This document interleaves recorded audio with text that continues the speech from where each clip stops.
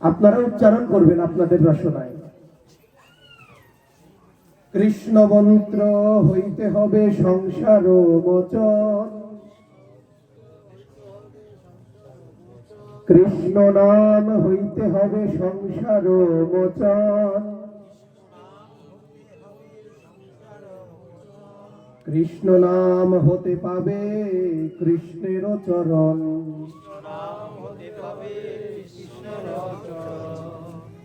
নাম বিনা কলিকালে নাহি আর ধর্ম,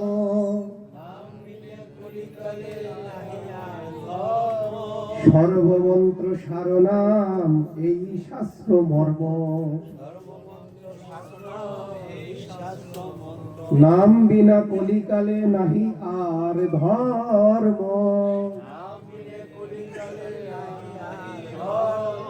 সর্বমন্ত্র সার নাম এই শাস্ত্র মর্ম। অনুবাদ: এই কলিযুগে ভগবানের দিব্য নাম কীর্তন করা ছাড়া আর কোনো ধর্ম নেই। এই নাম হচ্ছে সমস্ত বৈদিক মন্ত্রের সার। এটি সমস্ত শাস্ত্রের মন্ত্র। শাস্ত্রে বলেছে,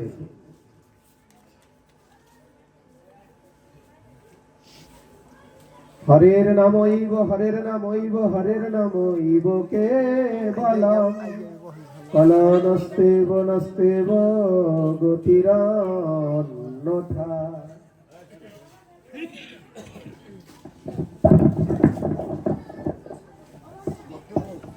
তো দেখুন, কলিযুগে আমাদের ধর্মটা কি?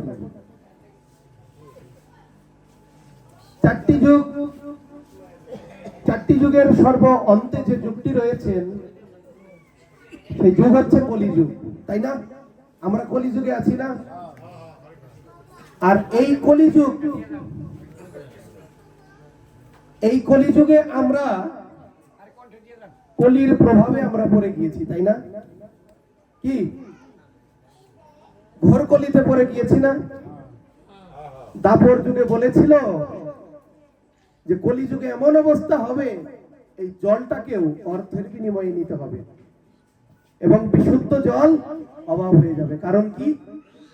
ধরণী পাপে পরিপূর্ণ হয়ে যাবে। কি আমাদের চতুর্দিকে নৈতিকতার বড় অভাব নয় বাবা? তাই কিনা? কলি হত জীব না আমরা? এই কলি হত জীবের এই দুঃখ এবং দুর্দশা, এই কলি হত জীবের দুঃখ এবং দুর্দশা সবাই মনোযোগ দিয়ে শ্রবণ করবেন, কেউ কথা বলবেন না। হরি বল। শাস্ত্রে বলেছেন, কোটি জন্ম কর যদি শ্রবণ কীর্তন, তথাপি না পাইবে ব্রজের ব্রজেন্দ্র নন্দন। কি বললো বাবা? বুঝতে পেরেছেন? আপনারা যদি 5 জনেও মনোযোগ দিয়ে শুনেন, আপনাদের ওই 5 জনের নয়নে নয়ন রেখে আমি আজকে গৌর কথা বলতে পারবো। কারণ এই গ্রামে তো অনেক মানুষ রয়েছে, তাই না? সবাই কি এখানে এসেছে? যাদের হৃদয়ে গৌর কৃষ্ণের জগন্নাথের প্রতি অনুরাগ রয়েছে, তারাই আপনারা সমস্ত কাজকে পরিত্যাগ করে দিয়ে আপনারা এখানে এসেছেন কৃষ্ণ নাম রসসুধা সাধন করার জন্য, তাই না? তাহলে আর আজকের যে 3টি গৌর পূর্ণিমা, আজকে খুব মহিমান্বিত। এই হরিনাম কে নিয়ে এসেছে কলিযুগে? গৌরাঙ্গ মহাপ্রভু না? কীর্তনে আপনারা গাইলেন না যে মহাবিষ্ণু অবতার অদ্বৈত চন্দ্র? তো এই যে নদিয়াতে নবদ্বীপে, ভারতের নবদ্বীপে মহাপ্রভু অবতীর্ণ হয়েছেন। কেউ কথা বলবেন না বাবা, ভাগবত পাঠে একটু সমস্যা হতে পারে, কেউ মনোযোগ বিঘ্ন করবেন না, এক মনে শুনবেন। তো দেখুন, এই নদিয়া নগরে মহাপ্রভু এসেছিলেন কার অনুরোধে? ভক্তের অনুরোধে। ভক্ত নয়ন জলে কেঁদে কেঁদে গৌরকে নিয়ে এসেছিলেন। যখন নবদ্বীপে অদ্বৈত মহাপ্রভু আসার পূর্বে অদ্বৈত এসেছিলেন। অদ্বৈতকে বলা হয় গৌর আনা ঠাকুর, গৌরকে যে নিয়ে এসেছে। এই অদ্বৈত ঠাকুর তিনি যখন নবদ্বীপে কৃষ্ণ নাম করত, তিনি যখন মদন গোপালের উপাসনা করত, তাকে সবাই কুৎসা করত। সারাদিন হরিনাম সংকীর্তন করে যদি গেয়ে বেড়ায়, তাকে বলতো, এ অদ্বৈত, তুই যে সারাদিন কৃষ্ণ নাম করে ঘুরে বেড়াস, তুই যে নয়নের অশ্রু দিয়ে ভগবানকে ডাকিস, তোর ভগবান কি তোর ডাক শুনবে? অদ্বৈতকে একদিন নয়, দুদিন নয়, বারংবার যখন বলেছে, একদিন এক নিন্দুক বলেছেন অদ্বৈতকে, অদ্বৈত, তোর ডাকে তো কখনো তোর ভগবান আসবে না। অদ্বৈত তাকে বললেন যে আমি যদি মদন গোপালের কিঙ্কর হই, আমি যদি ভগবানের ভক্ত হই, আমি ভগবানকেই স্বয়ং ওই গোলক থেকে এই ধুলোকে এনে আমি তোমাদের সামনে দেখাবো যে কৃষ্ণ নাম কিভাবে ভগবান প্রচার করে। আর আমি যদি তা না করতে পারি, আমার নাম অদ্বৈত মিথ্যা, এ আমার প্রতিজ্ঞা। এই যে প্রতিজ্ঞা করলেন ভক্ত, ভক্তের প্রতিজ্ঞায় ভগবান তো বাধা পড়ে গেলেন। তারপর কি করলেন? অদ্বৈত নবদ্বীপের সেই নদিয়া ছেড়ে অদ্বৈত চলে গেলেন কোথায়? শান্তিপুরে, বাবলা বলে। সবাই শান্তিপুরের নাম শুনেছেন কি? নদিয়ায় শান্তিপুরে চলে গেলেন। বাবলা বনে গিয়ে অদ্বৈত সমস্ত শাস্ত্র গ্রন্থ নিয়ে বসেছেন। তিনি আর নদিয়াতে যায়নি। তিনি বসে সমস্ত শাস্ত্রকে তিনি পাঠ করতে করতে একটা সময়, বাবা একটু হরে কৃষ্ণ, তো শাস্ত্র পাঠ করতে করতে একদিন তিনি দেখলেন একটি শ্লোক। কি শ্লোক? তুলসী দল মাত্রেন, বাবা আরেকটু রিভার্বটা বাড়িয়ে দিন তো, মানে শব্দটা একটু হচ্ছে না। তো দেখুন, অদ্বৈত ঠাকুর বললেন তুলসী দল, দেখলেন শাস্ত্র পড়তে পড়তে কি ওই রিভার্বটা, যে সাউন্ডটা একটু বাড়িয়ে দিন, যে তুলসী দল মাত্রেন, হ্যাঁ ঠিক আছে, এখন ভালো হয়েছে না সাউন্ডটা? তুলসী দল মাত্রেন জলস্য জলকেন বাচ বিক্রিণীতাং সমৎপানং ভক্তব্য ভক্ত বর্ষণ। অদ্বৈত ঠাকুর যখন সমস্ত শাস্ত্র ঘাটতে ঘাটতে এই শাস্ত্রের এই শ্লোকটি পেয়ে গেলেন। এই শ্লোকের অর্থ কি? তুলসী দল মাত্রেন, যদি কোনো ভক্ত তুলসী দল মাত্র দিয়ে আমার চরণে নয়ন জল মিশ্রিত করে অর্পণ করে, আমি ভগবান তার কাছে ঋণী হয়ে যাই। তার ঋণ আমি কি করে শোধ করব তা বুঝতে না পেরে আমি ভগবান সেই ভক্তের নিকটে বিক্রি হয়ে যাই। এই যে এই শ্লোকটি যখন অদ্বৈত ঠাকুর পেলেন, তিনি কি করলেন? সেই দিন থেকে প্রতিদিন তুলসী পত্র দিয়ে আর নয়নের জলে সেই সনাতনী গঙ্গার তীরে দেয় আর বলে, হে গৌরহরি, হে রাধা কৃষ্ণ ভগবান, তোমাদের নামকে জগতে যদি প্রচার করতে পারে, কলিহত জীবকে যদি উদ্ধার করতে পারে, একমাত্র তুমি সেই গোলক থেকে সে পারো প্রভু এই প্রেম বিতরণ করতে। এইভাবে প্রতিদিন ভক্ত নয়ন জলে, গঙ্গার জলে দিয়ে ভগবানকে আহ্বান করছেন। আহ্বান করতে করতে একদিন দেখছে তুলসী দল মাত্র প্রতিদিন যখন আমি গঙ্গায় দেই, গঙ্গার উজান থেকে ভাটির দিকে সেই তুলসী পত্র চলে যায়। কিন্তু একদিন হঠাৎ দেখছে স্রোতের বিপরীতে সেই তুলসী পত্র যাচ্ছে।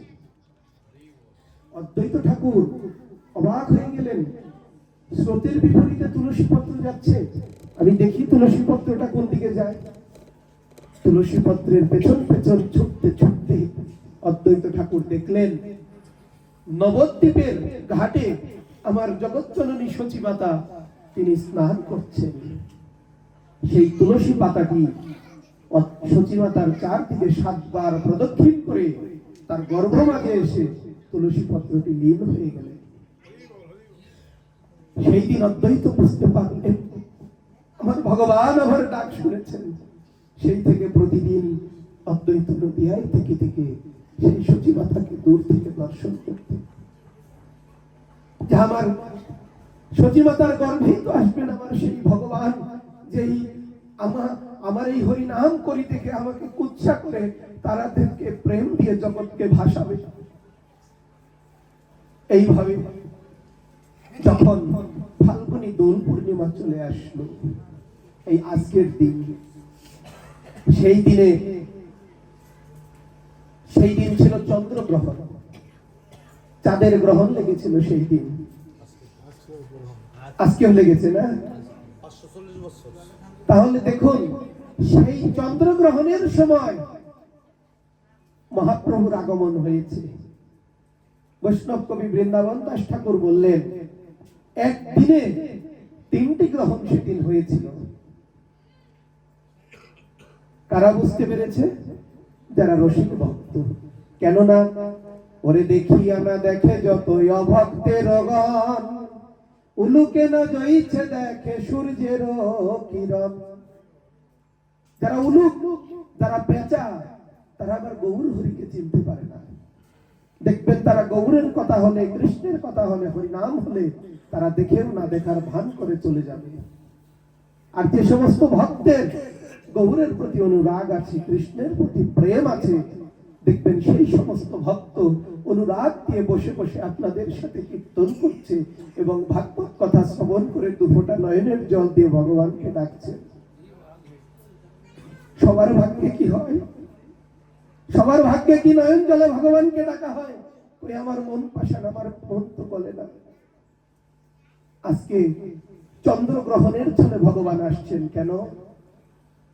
যখন চন্দ্রগ্রহণ হচ্ছে, আমার গৌর হরি ঠিক বিকেল বেলায় নদিয়ার সমস্ত উঁচু নিচু ছোট বড় সবাই গ্রহণের সময় স্নান করে না?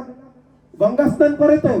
আর গঙ্গা স্নান করছে, তখন সবাই মুখে হরি বল ধ্বনি করে করে গঙ্গায় যাচ্ছে। আর মহাপ্রভুর যে গৃহটি ছিল তা গঙ্গার তীরেই ছিল। গঙ্গার তীরে থাকার কারণে গৌর হরি যখন আসছেন, তার আগেই পরিবেশটাকে হরিনামে মুখরিত করে ফেললেন। তারপর যারা অন্য ধর্মের লোক ছিল, তারাও নিন্দা করতে গিয়ে, বিদ্রুপ করতে গিয়ে তারাও হরি হরি বলছে। নিন্দা করার ছলে হলেও হরিনাম করেছে। আর মহাপ্রভু ঠিক সেই সময়টায় যখন উঁচু নিচু ধর্মভেদ সবাই ভাব দিয়ে সবাই হরি হরি বলছে, আমার চৈতন্য মহাপ্রভু সেই শুভক্ষণে সচিমাতার গর্ভ হতে পৃথিবীতে আগমন করেছে। 3টি গ্রহণ কিভাবে? প্রথমটি হচ্ছে, এই কলিহত সমস্ত জীব, উঁচু নিচু ভেদ ভিন্ন সমস্ত জীব একত্রে হরিনাম করেছে। দ্বিতীয় গ্রহণ হচ্ছে চন্দ্রগ্রহণ হয়েছে। আর তৃতীয় গ্রহণ আমার কলিযুগ পাবন অবতার রাধা কৃষ্ণ মিলিত তনু আমার গৌর সুন্দর পৃথিবীতে আবির্ভাব করেছে।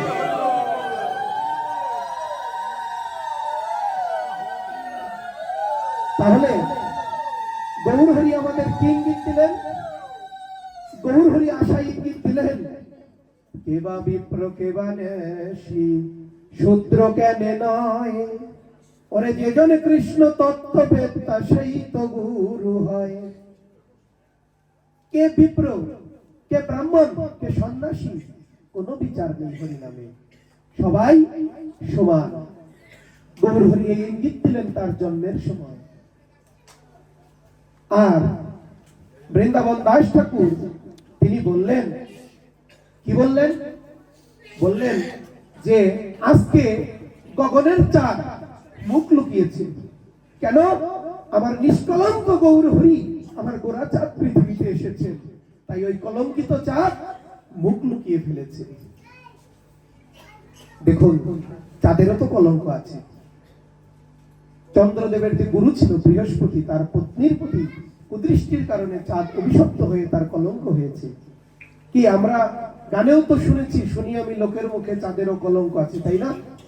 চাঁদের কলঙ্ক আছে তো, কিন্তু আমার গৌর চাঁদ তো নিষ্কলঙ্ক চাঁদ, তাই ওই চাঁদ মুখ লুকিয়ে ফেলেছে। ফেলেছেন আমার গৌরচাঁদকে উদয় দেখে। সেই গৌরচাঁদ নদিয়ায় যখন উদিত হলেন, আরেক কবি জগদানন্দ কি বলছেন, বৈষ্ণব কবি জগদানন্দ বলছেন, ও বৃন্দাবন দাস শোনো, চাঁদ তো মুখ লুকালো, কিন্তু চাঁদ কোথায় স্মরণ, মুখ লুকিয়ে চলে গিয়েছে কোথায়? বলেছে, হেরি সুধা করো পড়েছে চরণ তলে। ওই যে তুমি গৌর চাঁদের 10টি নখ দেখছো না, 10টি নখে ওই চাঁদ কি আশ্রয় নিয়েছে, গৌরের নখচন্দ্র। দেখুন, নিষ্কলঙ্ক চাঁদ আজ গোরা চাঁদ পৃথিবীতে অবতীর্ণ হয়েছেন, তাই কলঙ্কিত চাঁদ আজ মুখ লুকিয়ে ফেলেছেন। গোরা চাঁদ নদিয়ায় এসেছেন। নদিয়ায় এসে তিনি কি করেছেন? ধর্ম বর্ণ নির্বিশেষে জগৎকে ভাসাবে বলে, প্রেমের বন্যায় তিনি ভাসাবে বলে, তিনি বাল্যকাল থেকেই তিনি কৃষ্ণ নাম, গৌরহরি ভূমিষ্ঠ হওয়ার পর তিনি কান্না শুরু করেছেন। তিনি কাঁদছেন, কোনোভাবেই তার কান্নাকে থামানো যাচ্ছে না। কিন্তু যেই তার কানের সামনে কোনো এক নারী এসে, গ্রামের নারীরা একজন যদি শিশু কান্না করে 2-4 জন আগে আসে না, এসে যখনই হরিনাম দিয়েছে গৌরহরির মুখে হাসি ফুটেছে। আমার হরিনাম বন্ধ করলে গৌরহরি কাঁদতে থাকে।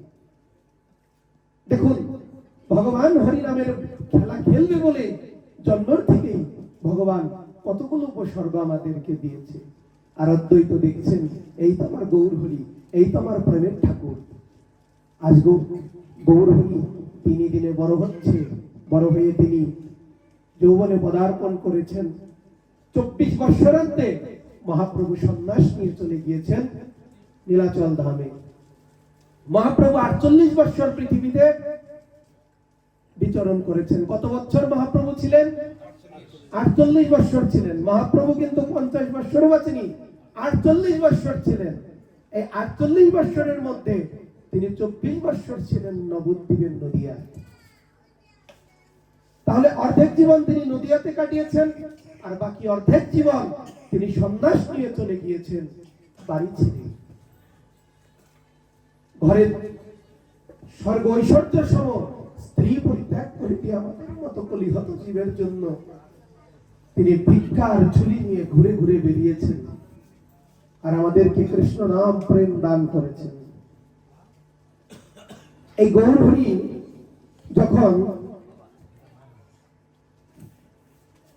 যখন নদিয়াতে যৌবনকালে যখন তিনি পদার্পণ করেছিলেন, তার সাথে অনেক লীলা হয়েছে।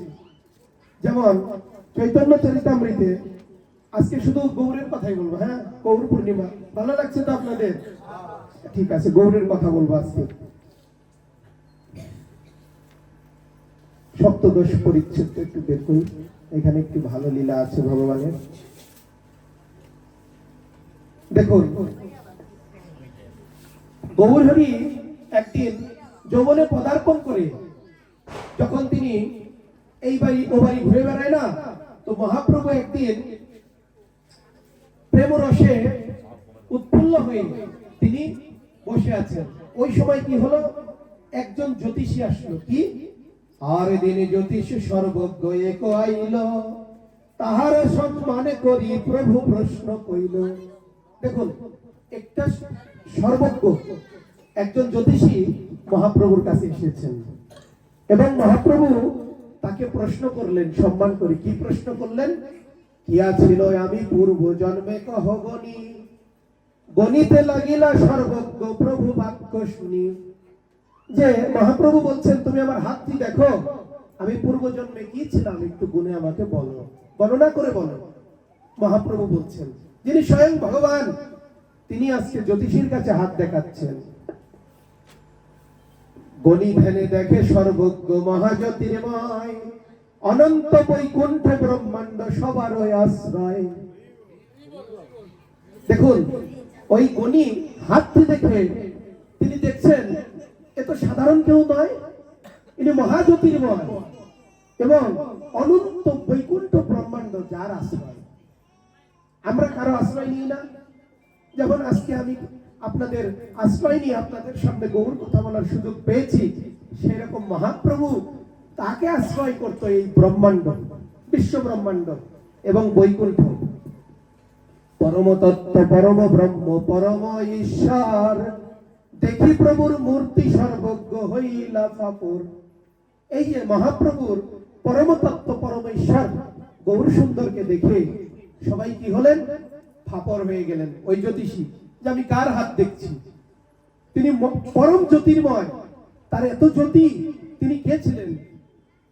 বলিতে না পারে কিছু, মৌন হইল, প্রভু পুনঃ প্রশ্ন কইল, কহিতে লাগিল। মহাপ্রভু পুনরায় প্রশ্ন করছে, তুমি ভালো করে দেখো আমি কে ছিলাম পূর্বজন্মে। পূর্বজন্মে ছিলা তুমি জগত আশ্রয়, পরিপূর্ণ ভগবান সর্ব ঐশ্বর্যময়। সেই জ্যোতিষী বলল, পূর্বজন্মে তুমি কে ছিলা? তুমি ছিলা এই জগতের আশ্রয় এবং পরিপূর্ণ ভগবান ছিলে এবং তুমি সর্ব ঐশ্বর্যময় ছিলে।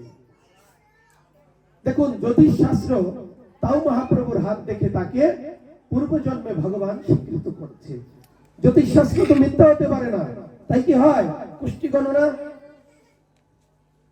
পূর্বজন্মে জয়ছে ছিলা তুমি এবে হেসে রূপ, দুর্বেদ্য নিত্যানন্দ তোমার স্বরূপ। প্রভু হাসি কইলা তুমি কিছু না জানিলা, পূর্বজন্মে আছিলাম আমি জাতিতে গোয়ালা। বলছে তুমি কিছু জানো না, আমি পূর্বজন্মে মনুষ্য জন্মে আমি ছিলাম একজন গোয়ালা জাতি। কি বৃন্দাবনে ভগবান কার করবে, কার গৃহে ছিলেন? নন্দরাজা। নন্দরাজা কি ছিলেন? জাতিতে গোয়ালা ছিলেন। তো মহাপ্রভু বলছেন, প্রভু হাসি কইলা তুমি কিছু না জানিলা, পূর্ব জন্মে আছিলাম আমি জাতিতে গোয়ালা। আমি গোয়ালা ছিলাম, তুমি কিছুই জানো না। গোপগৃহে জন্ম ছিল গাভীর রাখাল, সেই পুণ্যে হইলাম এবে ব্রাহ্মণ ছাওয়াল। আমি পূর্বজন্মে কি ছিলাম? আমি গাভীর রাখাল ছিলাম এবং সেই পুণ্যের কারণে আজকে আমি ব্রাহ্মণ ঘরে জন্ম পেয়েছি।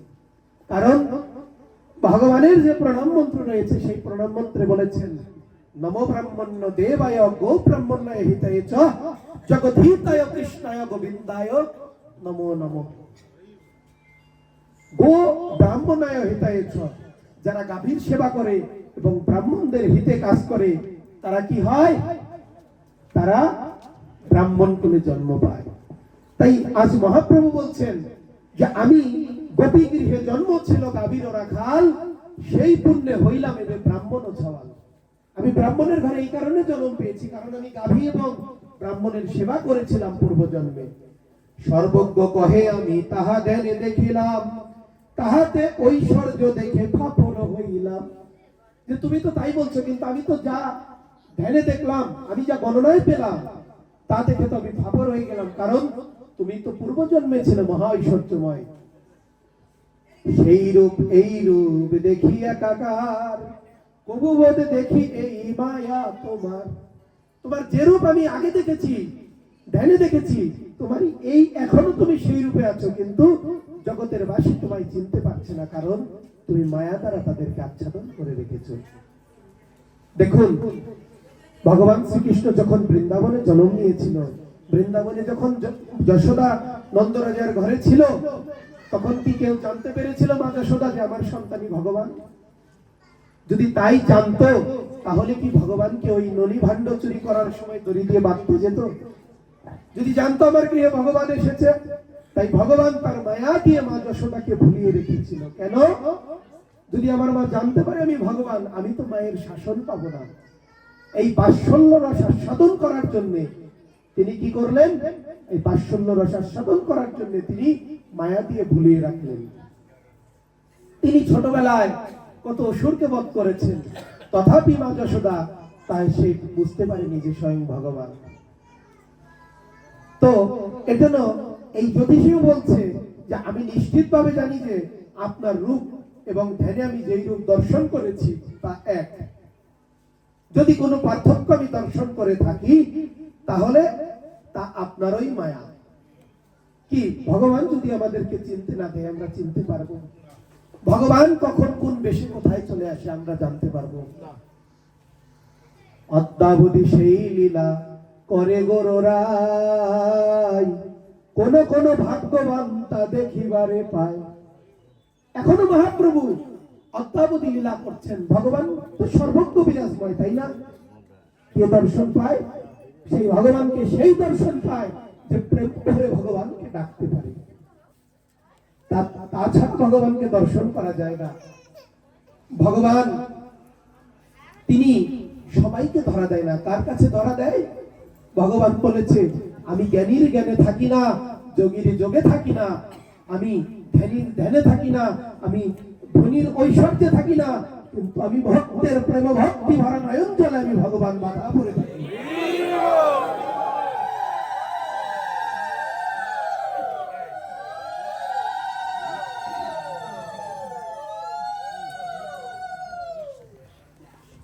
দেখুন, মহাপ্রভু তিনি প্রত্যেকটি লীলা করেছেন জগৎ জীবের উদ্ধার করার জন্য।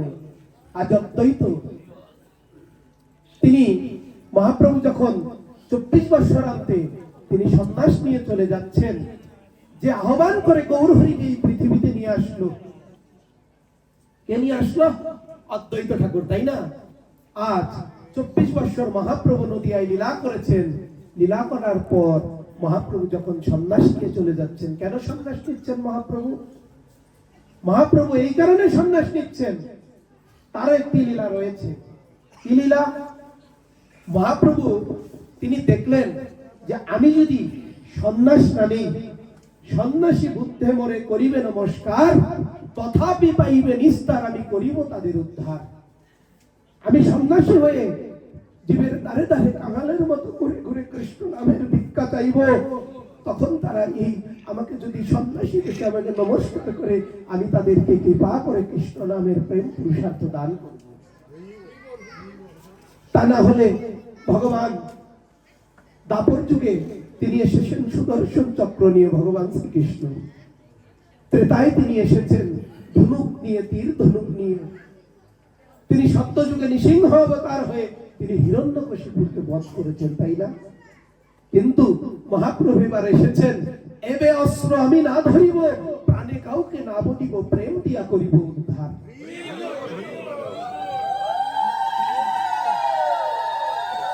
দেখুন,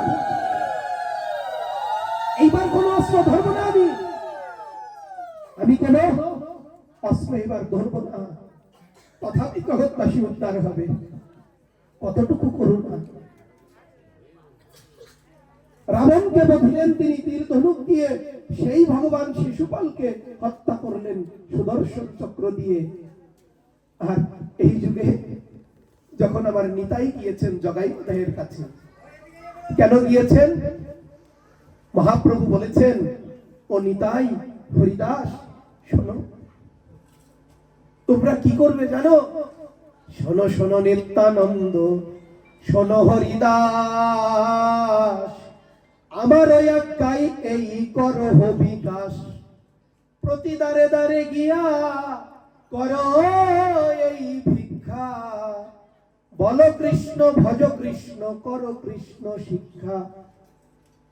শোনো শোনো নিত্যানন্দ, শোনো হরিদাস, আমার আজ্ঞাই এই করহ বিকাশ। কি? প্রতি দ্বারে দ্বারে গিয়া করো এই ভিক্ষা, বল কৃষ্ণ ভজ কৃষ্ণ, করো কৃষ্ণ শিক্ষা। তুমি ভিক্ষা করো। তাই নিতাই এবং হরিদাস ঠাকুর নদিয়ার প্রত্যেকটি দ্বারে দ্বারে গিয়ে বলছেন, ওরে অক্রোধপ রামানন্দ, নিত্যানন্দ রায়, অভিমান শূন্য নিতাই নগরে বেড়ায়। অক্রোধ মানে কোনো ক্রোধ নেই, কোনো রাগ নেই। অক্রোধ পরমানন্দ, সদানন্দ, তিনি গৌর কৃষ্ণ নামে সদানন্দে থাকেন। নিত্যানন্দ রায় অভিমান শূন্য, কোনো অভিমান নেই। কে আমার নাম গ্রহণ করলো, কে আমার পরিত্যাগ করলো, আমি কোনো অহংকার নেই। তিনি মহাপ্রভুর আজ্ঞা নিয়ে হরিদাস ঠাকুর এবং নিতাই তারা দুজনে বেরিয়ে পড়লেন নদিয়ার দাঁড়ে দাঁড়িয়ে ঘুরে ঘুরে, দাঁড়ে দাঁড়িয়ে গিয়ে বলছেন, একবার হরি বলো, তোমরা একবার শুধু তোমাদের রসনায় হরিনাম করো, একবার হরিনাম করলেই তারা সেইখান থেকে আনন্দিত হয়ে আরেক ধারে চলে যেতেন। দেখুন ভগবান হয়ে তাদের কি দায় পড়েছে আমাদের কলিহত জীবের মুখে একবার কৃষ্ণ নাম শোনার জন্য। নিত্যানন্দ যিনি বলরাম ছিলেন, আমার ব্রজের বলাই আমার নিতাই হইল, তাই না? বলরামকে নিয়ে এসেছেন, আর ব্রহ্মা হয়েছেন হরিদাস। তাদেরকে দিয়ে দাঁড়ে দাঁড়ে পাঠাচ্ছেন কেন? একবার যেন কলিহত জীব হরি নাম করে।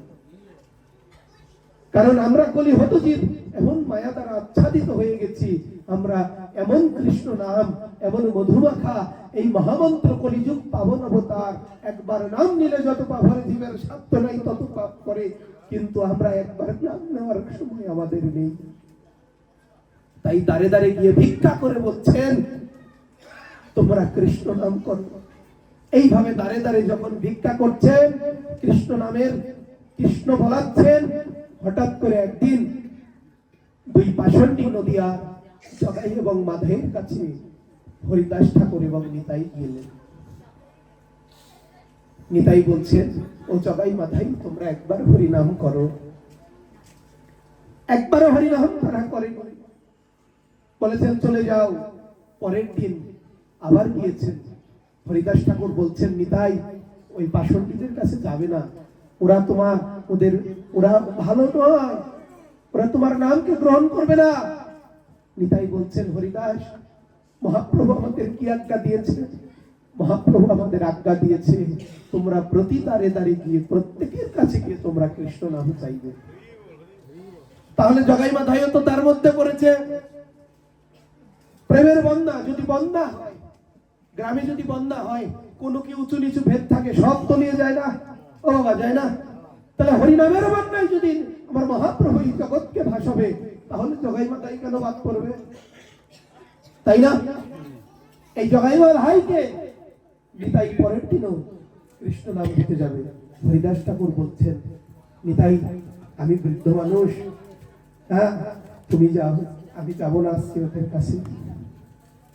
কারণ পূর্বের দিন বলেছে আর আমাদের কাছে কখনো আসবি না তোদের এই হরিনাম নিয়ে, তোদের এই হরিনাম আমাদের প্রয়োজন নেই। কারণ জগাই মাধাই এতই পাপী ছিল, ওরা শাস্ত্র পড়ে পড়ে তারপর পাপ করত। আগে দেখতো শাস্ত্রে কত প্রকার পাপ আছে, প্রত্যেকটি পাপ তারা করতে, কোন পাপের জন্য কোন নরক সেটা দেখে দেখে তারা পাপ করতেন।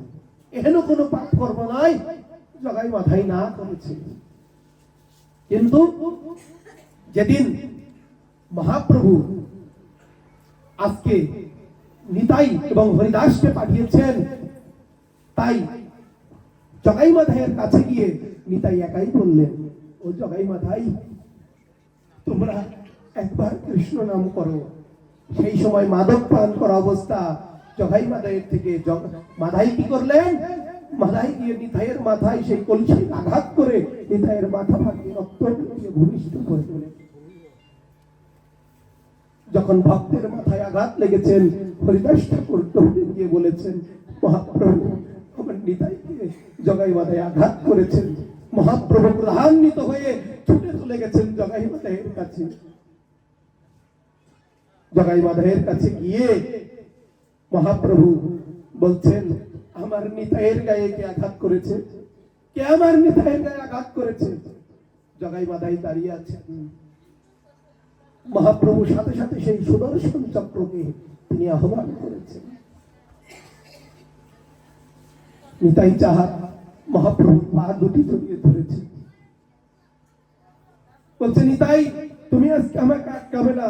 এই জগৎ জীব আমাকে কত কুচ্ছা করেছে, আমাকে কত ছোট করেছে, কৃষ্ণ নাম করেছে, আমায় কত আঘাত দেয়, কত আঘাত আমি সহ্য করি, কিন্তু আমি নিজে আঘাত পেলে আমি কষ্ট পাই না। কিন্তু যদি কেউ আমার ভক্তের গায়ে আঘাত করে, আমি সেই আঘাত ভগবান সইতে পারি না। নিতাই আজ তোমার গায়ে আঘাত করেছে, এ ব্যথা আমি সইতে পারি না। আজ আমি ওই পাপীদের আমি ধ্বংস করবো, আমার সুদর্শন দিয়ে আমি তাদেরকে ছিন্ন ভিন্ন করে দেব। সাক্ষাৎ চতুর্ভুজ নারায়ণ ধারণ করে মহাপ্রভু সুদর্শন চক্র নিয়ে দাঁড়িয়ে গিয়েছেন। আর জগাই মাধাই দেখে অবাক হয়ে গিয়েছেন, আমরা কার গায়ে হাত তুললাম। এই কাদের আমরা এই নদিয়ায় পেয়েছি। তখন নিতাইকে মহাপ্রভুর চরণ জড়িয়ে ধরে বলছেন, প্রভু তুমি তো শুধু জগাইয়ের ওই আঘাতের কথা শুনলে আমায় আঘাত করেছে, কিন্তু জানো ওই জগাই যখন আমার মাথায় আঘাত করেছে, ওই মাথায় যখন আমার মাথায় আঘাত করেছে, জগাই এসে বলেছে, ও মাথাই ওকে আর মারিস না, ও নিতাই ও কৃষ্ণ নাম দিতে এসেছে, যে জগাই আমার প্রতি করুণা করলো, প্রভু তুমি তো তাকে কৃপা দান করবে না। দেখুন ভক্তকে আঘাত করেছে, তার মধ্যেও একজন তাকে ফিরিয়েছে, সেই করুণার দৃষ্টি ভক্ত আগে দেখেছে। তাই মহাপ্রভু বললেন, জগাই তুমি মাদাইকে আটকেছ আমার নিতাইয়ের গায়ে আঘাত করার আগে, তুমি আমার কাছে কি বর চাও? আমি তোমার উপর সন্তুষ্ট হয়েছি। জগাই খুব বুদ্ধিমান ছিলেন। জগাই বললেন, জগপ্রভু আমায় যদি তুমি কোনো বর দিতে চাও, তুমি আমাকে এই বর দাও, তুমি মাথাইকে ক্ষমা করে দাও। নিতাই বললেন, প্রভু তুমি তোমার রাগ সংবরণ করো। প্রভু তুমি ভুলে গেলে আমরা কেন এসেছি? আমরা তো এই যুগে অস্ত্র ধরবো না, প্রাণে কাউকে মারবো না। যদি তাই করতে হয় কলি হতো, কতজন যে তোমার এই সুদর্শন চক্রের আঘাতে মারা পড়বে। এই যে নিতাইয়ের যে দৈন্যতা, আজ মহাপ্রভু বললেন, আমি ভগবান হয়েও আজ নিতাই তোমার কাছে আমি পরাজিত হলাম। তাই এই কলি জীবের ভার আমি তোমার কাছে সঁপে দিলাম। তুমি একমাত্র বস্তু, তুমি একমাত্র ব্যক্তি, যে এই কলি হতে জীবের ভার তুমি গ্রহণ করতে পারো।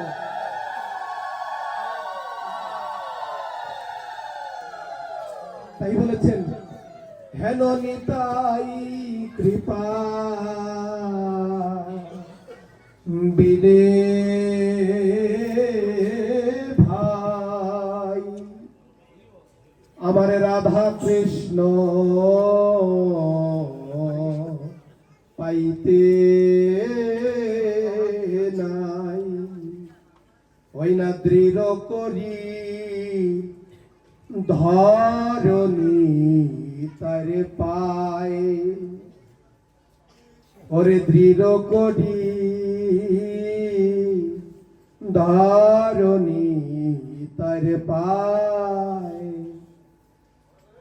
যে নিতাই কৃপা বিনে ভাই রাধা কৃষ্ণ পাইতে নাই, তাই দৃঢ় করি ধরণী তার পায়। ওরে নিতাই নব লিলি মুখে, ওরে মজিলি সার সুখে। কি আমরা কি গৌর নিতাইয়ের নাম নিয়ে কলিহত যুক্ত নেই? আজ আমরা সংসারের মায়ায় আবদ্ধ হয়ে পড়ে আছি।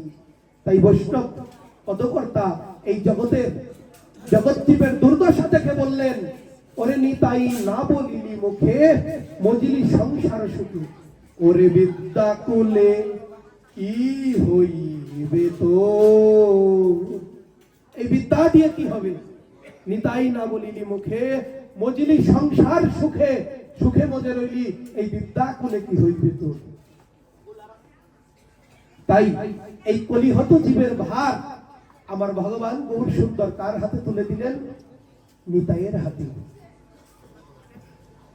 তাই মহাপ্রভু নিতাইকে দিয়ে এই জগতের দ্বারে দ্বারে গিয়ে নিতাইকে দিয়ে হরিনাম বিতরণ করালেন।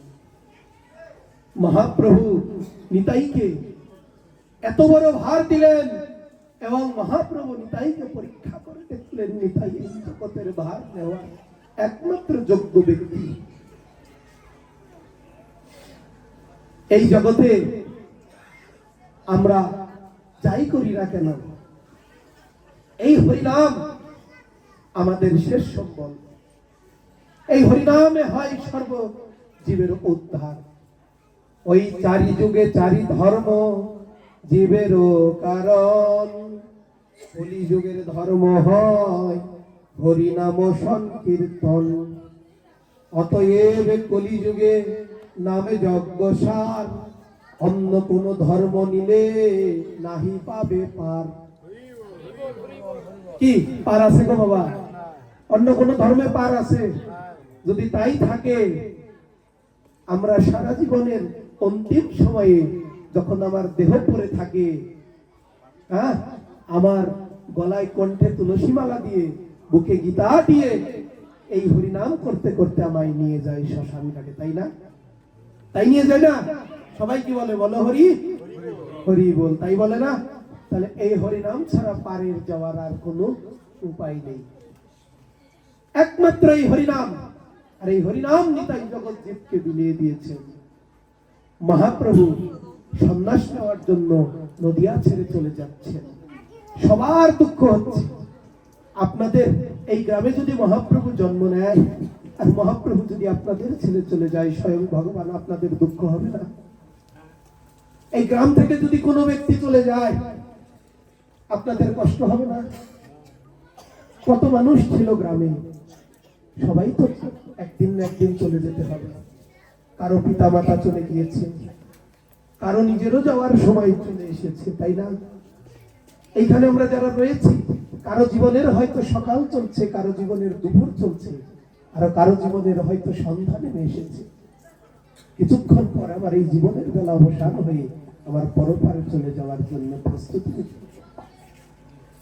জগতে নিজে বাঁচার জন্য, নিজে ভালো কিছু করার জন্য কত কিছু না সম্বল জড়ো করলাম, কিন্তু ওই পারের সম্বল যারা আছে সাধনে বল কি কৃষ্ণ নামের সেই সম্বলটাকে আমরা কতটুকু জড়ো করব?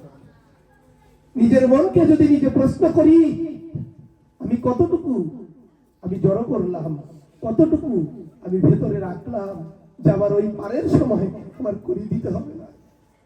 এই ভবসাগর যে আমায় পার করে দেবে, আমি পারের করে দেব না। তাই শেষের দিনে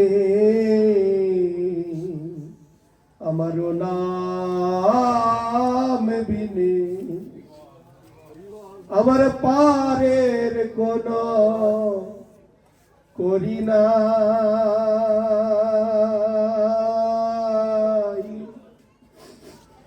ওই শেষের দিনে হরিনাম বিনে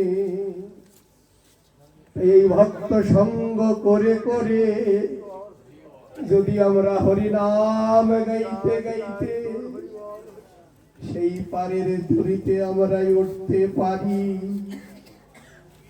ভগবান আমাদের সেই নাম করার সুযোগ করে দাও। এই হৃদয়কে কৃষ্ণ নামের জন্য তুমি তৈরি করে দাও, কারণ এই কৃষ্ণ নামে শুনেছি কত পাষাণ গলে যায়, এই কৃষ্ণ নামের প্রেমে কত পাষাণ গলে গিয়েছে, কত পাষাণ গলে আমার তরল হলো। এই না কৃষ্ণ নামে আমার ওই মনে গল না, কত পাষাণ গলে ওই যে তরল হলো আমার এই মনে পাষাণ তো ওই গল্ল না রে।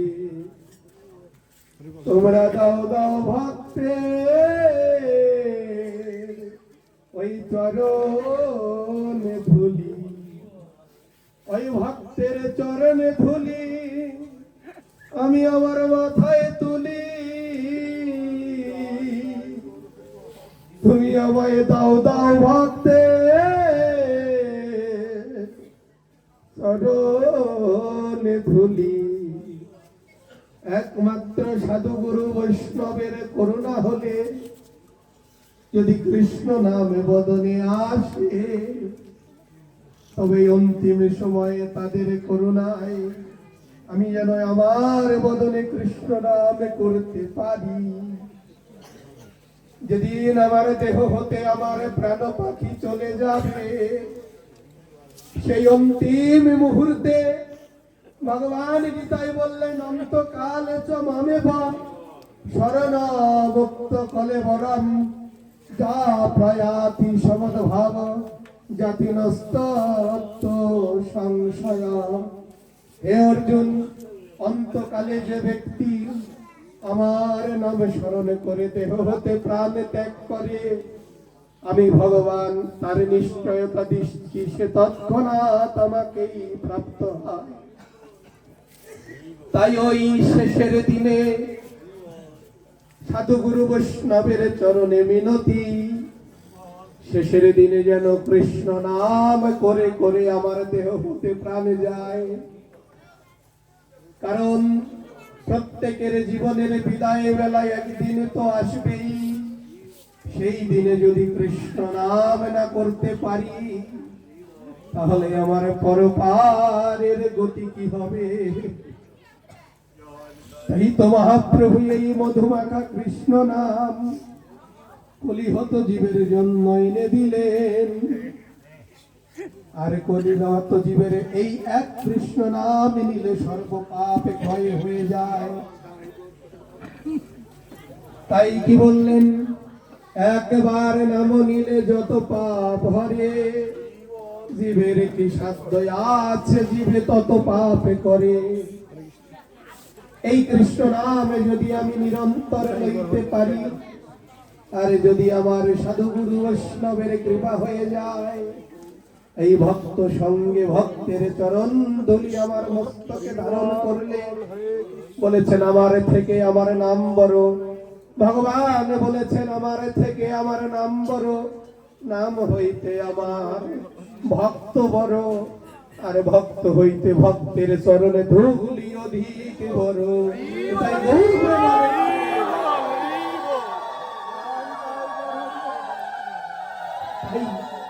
এই ভক্তের চরণ ধুলি এবং ভক্তের নয়ন জলে যখন ভক্ত আমায় ডাকে, আমি ভগবান তার কাছে চিরজীবনের মতো বিক্রি হয়ে যাই। আজ ভগবান তিনি দাঁড়ে দাঁড়ে ঘুরে বেড়াচ্ছেন। তিনি সবার কাছে শুধু একটি চাওয়া, ও কলিহত জীব, ও কলিহত জীব, এই কলির কোপে পড়ে তোমরা মিছে মায়ার বসে তুমি ভেসে না গিয়ে তোমরা একবারে বলো রে, এই মধুমাখা হরির নাম বলো রে, একবারে বলো রে,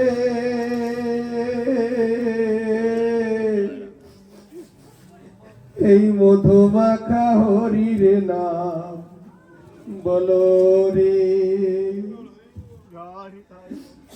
এই নামের গুণে জগাই মাথায়, নামের গুণে জগাই মাথায় উদ্ধারিয়া গেল রে, মধুমাখা হরির নাম বলো রে।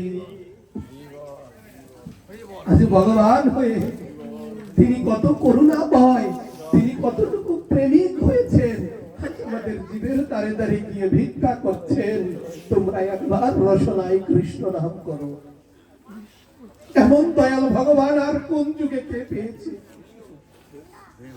প্রতি যুগে ভগবান অস্ত্র নিয়ে এসেছেন, তিনি অসুরকে বধ করেছেন, আমরা গৌরকে পেয়েছি। গৌর আমাদের যেতে সেতে নাম দিয়েছেন। গৌর আমার ব্রহ্মার দুর্লভ প্রেম সবাকারে যাচ্ছে। গৌর যেতে সেতে আমাদের এই কৃষ্ণ নাম দিয়েছেন। গৌর আমার জাতের বিচার করে নাই, গৌর আমার সবাকারে ওরে নাম বিলালো, গৌর আমার জাতের বিচার করলো নারী। গৌর সুন্দর, জাতের কোনো বিচার করেনি।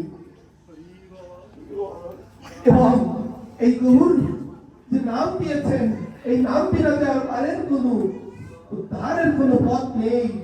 মহাপ্রভুরা ভক্তদের দ্বারা লীলা করে তিনি জগৎকে জানিয়ে দিয়েছেন। মহাপ্রভু তার এই হরিনাম শুরু করেছেন শিবাসাঙ্গিনা থেকে। শিবাসাঙ্গিনায় একদিন মহাপ্রভু তিনি কীর্তন করছেন। মহাপ্রভু শিবাসাঙ্গিনায় দুটি বাহু তুলিত করে নিতাইকে সাথে নিয়ে কীর্তন করছেন, হরে কৃষ্ণ হরে কৃষ্ণ কৃষ্ণ কৃষ্ণ হরে হরে হরে রাম হরে রাম রাম রাম হরে হরে হরে কৃষ্ণ হরে কৃষ্ণ কৃষ্ণ কৃষ্ণ হরে হরে হরে রাম হরে রাম রাম রাম হরে হরে। গৌর হরি প্রেমানন্দে কীর্তন নৃত্য করছেন। হঠাৎ করে গৌর হরির পাশ থেকে শ্রীবাস ভিতর বাড়ি শুনতে পেলেন তার গৃহের ভেতর থেকে একটি কান্নার শব্দ ভেসে আসছে। শ্রীবাস দৌড়ে ভিতরে গেলেন। শ্রীবাস ভিতরে গিয়ে দেখছেন তার স্ত্রী ক্রন্দন করছেন, কাঁদছেন, আর তার স্ত্রীর কোলে শায়িত আছেন তার 8 বৎসরের পুত্র কৃষ্ণদাস। তার পুত্র কৃষ্ণদাস মৃত্যুবরণ করেছেন। শ্রীবাস বলছেন, মালিনী তুমি কাঁদছো কেন? মালিনী বলছে, শ্রীবাস বলছে, মালিনী তুমি আর কেঁদো না। তোমার এই মিছে মায়ার কান্নার রোলে যদি আমার জগৎ মঙ্গলময় গৌর হরি প্রেমানন্দ কীর্তনে যদি কোনো ব্যাঘাত ঘটে, এ জীবন আমি রাখবো না গো। ও মালিনী, তোমার পুত্র বিয়োগ হয়েছে, কিন্তু তার থেকে আমার আপন হচ্ছে আমার জগৎ মঙ্গলময় গৌর হরি আমার গৃহে কীর্তন করছে। আজ পুত্রের থেকেও গৌর হরি যার আপন, সেই পুত্র প্রাণ বিয়োগ হয়েছে। মালিনীকে বলছে, মালিনী তুমি এখনই তোমার ক্রন্দন যদি বন্ধ না করো, আমি গঙ্গায় ঝাঁপ দিয়ে আমার প্রাণকে বিসর্জন করবো। এমন করুণাময় ভক্ত, এমন গৌর অনুরাগী ভক্ত জগতে আর কোথায় আমরা দেখি? আজকে শ্রীবাস তার স্ত্রীকে বললেন, তুমি ক্রন্দন বন্ধ করো, নয় আত্মহত্যা করবো। তার স্ত্রী কান্না বন্ধ করেছে। শ্রীবাস পুনরায় গৌর হরির সাথে গিয়ে তিনি কীর্তন নৃত্য করছেন। কিন্তু ভগবান গৌর হরি তো অন্তর্যামী, অন্তর্যামী ভগবান। তিনি দেখছেন কি ব্যাপার, শ্রীবাস আজকে আমার কীর্তনে কেমন যেন রস পাচ্ছি না। তোমার গৃহে তো কোনো অমঙ্গল হয়নি। শ্রীবাস বলছেন, কি বলছেন? যার গৃহে জগৎ মঙ্গলময় গৌর হরি কীর্তন করে, তার কিসের মঙ্গল হতে পারে? ওরে যার গৃহে গৌর হরি কীর্তন করে, তার কিসের মঙ্গল হতে পারে? আজকে পুত্র মৃত্যু, তার নয়নে অশ্রু নেই। তিনি গৌর হরিকে বলছেন, ও গৌর হরি আমার কি অমঙ্গল হতে পারে? জগৎ মঙ্গলময় গৌর হরি আমার গৃহে এসে কীর্তন করছে। গৌর হরির পাশ থেকে আরেকটি ভক্ত বললেন, ও গৌর হরি এই কিছুক্ষণ আগে শ্রীবাসের পুত্র বিয়োগ হয়েছে। গৌর হরি যখন শুনতে পেলেন তার ভক্তের পুত্র বিয়োগ হয়েছে, ভগবান হয়ে তিনি কি নিজেকে ধরতে পারেন? তিনি তো ভক্তবৎসল ভগবান। তিনি যোগীর যোগে থাকে না, জ্ঞানীর জ্ঞানে থাকে না, ধনীর অর্থে থাকে না। তিনি তো ভক্তের ভক্তিতেই বিক্রি। আজ ভক্তের পুত্র বিয়োগ হয়েছে। গৌর হরি বলছেন, চলো শ্রীবাস, আমি তোমার অন্তঃপুরে গিয়ে তোমার পুত্রকে একটু দেখব। গৌর হরি সমস্ত ভক্তকে নিয়ে অন্তঃপুরে গেলেন। গিয়ে দেখছেন তার পুত্র শায়িত আছে। গৌর হরি তার পুত্রের কাছে গিয়ে তার পুত্রের পিঠে একটি চাপড় মারছেন। এই ওঠ, অসময়ে কোথায় যাচ্ছিস তুই? তোর কি সময় হয়েছে? অসময়ে চলে যাচ্ছিস? জগৎ মঙ্গলময় গৌর হরির করকমল স্পর্শ পেয়ে অখিল বিশ্ব ব্রহ্মাণ্ডের একমাত্র অধিপতি আমার গৌর সুন্দরের করকমল স্পর্শ পেয়ে মৃতপুত্র উঠে দাঁড়িয়েছে।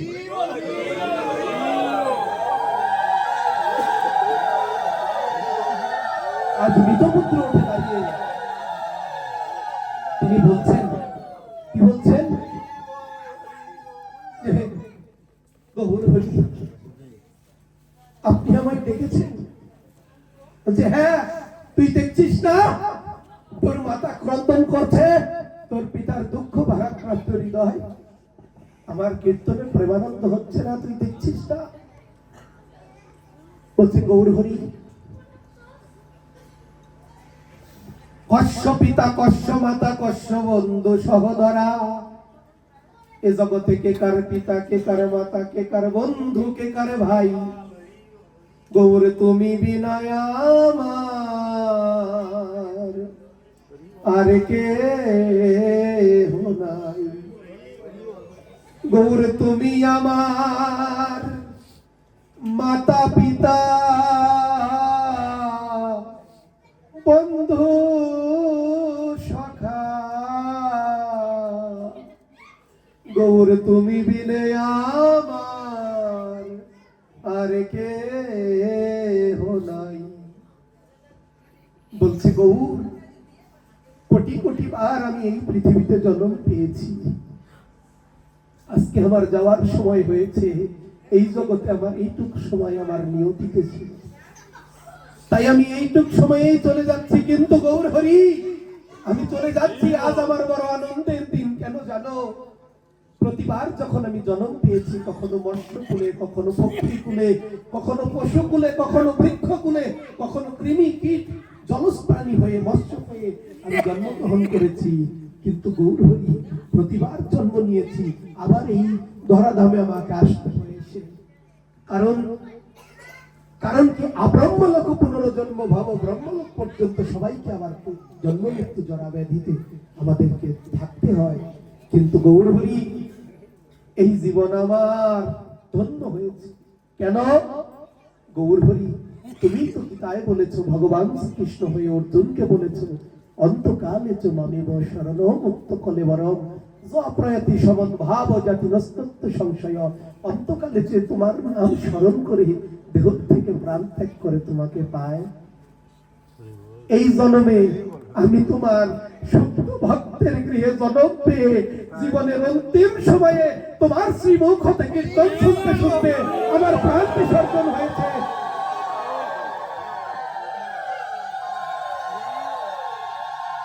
আজকে আমি ধন্য, আমার এই মৃত্যুতে আমি ধন্য। কাছে দাঁড়ানো সমস্ত জগৎবাসী জীবাসাঙ্গিনায় দেখলো, কি দেখলো? যে এই জগতে গৌর হরি বিনা আর কেউ কারো আপন নয়, একদিন সবারই চলে যেতে হবে। মৃতপুত্র বলল, গৌর হরি, একমাত্র তোমার চরণ সত্য, বাকি সব মিথ্যা, সবার একদিন চলে যেতে হবে। তাই এই অদ্বৈত ঠাকুর, তিনি গৌরকে আহ্বান করে নিয়ে এসেছেন গঙ্গা জল তুলসী দিয়ে, আর এই শ্রীবাস ঠাকুর, যার পুত্রের থেকেও গৌর হরির কীর্তনকে, গৌর হরির নাম প্রেমকে ভালোবাসছেন, তারা দেখছেন এই গৌর হরি আজ নদিয়া ছেড়ে সন্ন্যাস নিয়ে চলে যাচ্ছে। তাদের কতটুকু দুঃখ হতে পারে? গৌরকে হারানোর কতটুকু যন্ত্রণা? তাই বৈষ্ণব কবি বলেছেন, ওরে কাঁদিছেন শ্রী অদ্বৈত, কাঁদে শ্রীবাস গদাধর, ওরে বাসুদেব দত্ত কান্দে, কাঁদে মুরারি বক্রেশ্বর, মুরারি বক্রেশ্বর। আজ তারা সবাই কাঁদিছেন, ওরে গৌরকে হারাবে বলে তারা সবাই কাঁদিছেন। এই শ্রীবাস, তিনি গৌরকে আহ্বান করে নিয়ে এসেছেন, তাই তাই গৌরকে হারানোর সময় এত ব্যথা। আর অদ্বৈত যিনি গৌরকে আহ্বান করে নিয়েছেন, গৌরকে হারানোর সময় এত ব্যথা। আর এই শ্রীবাস, যার পুত্র বিয়োগকেও গৌর হরির প্রেমানন্দের থেকে মর্যাদা বেশি দিতে পারেনি, সেই শ্রীবাসের কত দুঃখ। আর কার দুঃখ হচ্ছে? আরেকজন বৈষ্ণব ছিলেন বাসুদেব দত্ত। তার নাম কি ছিলেন বলুন? বাসুদেব দত্ত। বাসুদেব দত্ত ছিলেন মহাপ্রভুর একজন ভক্ত। সে কি করেছিল জানেন বাসুদেব দত্ত? একদিন মহাপ্রভু সবাইকে বর দিচ্ছেন, তোমরা কে কি চাও? ভগবান বর দেয় না? ভগবান সন্তুষ্ট হলে বর দেয় না? বাসুদেব দত্ত বলছেন কোনো কিছু কখনো ভগবানের কাছে চাই না। আজ মহাপ্রভু বলছেন, ও বাসুদেব দত্ত, তুমি আর কি চাইবে আমার কাছে আজকে বলো। বাসুদেব দত্ত এই কথা শুনি দুটি নয়নের জল বিসর্জন দিয়ে বলছেন, ওগো গৌর হরি, আমি দেখি এই জগতের মানুষ তোমার এই কৃষ্ণ নাম না করে এই নিচে মায়ার জগতে আবদ্ধ হয়ে তারা নরকগামী হচ্ছে। তারা নরক হবে, সারা জীবন পচে মরবে। এই দুঃখ আমি সইতে পারছি না। কিন্তু গৌর হরি, এই সমস্ত জগতের সমস্ত জীবের তুমি পাপ আমায় প্রদান করো। সমস্ত জীবের যত পাপ আছে সব পাপ আমি নেব। সকল জীবের পাপ লইয়া আমি করিব নরক ভোগ। সকল জীবের পাপ লইয়া আমি করিব নরক ভোগ। সকলে জীবের ঘোচাও তুমি এই ভব রোগ। আমি সমস্ত জীবের পাপকে আমি একা গ্রহণ করব গৌর হরি। গ্রহণ করে আমি কোটি কোটি জনম আমি একা নরকে বসবো, একা নরকে থাকবো। আর গৌর, তোমার প্রতি আমার যে প্রেম ভক্তি আছে সেই প্রেম ভক্তিটুকুই তুমি সমস্ত জীবের অন্তরে তুমি দিয়ে দাও। আমি নরকে পচে পচে মরবো, মরতে মরতেও শাস্তি পেতে পেতেও তো দেখতে পারবো ওই কলিহত জীব গৌরের কীর্তন করছে, গৌরের নাম করছে, ওই দেখে আমি নরক যন্ত্রণা আর যন্ত্রণা বলে মনে হবে না। বাসুদেব দত্তের কথা শুনে গৌর ভগবান হয়ে কেঁদে বলছেন, তোমার মতো ভক্তই তো জগতের কল্যাণে আসে। দেখুন, ভক্ত কখনো নিজের চিন্তা করে না।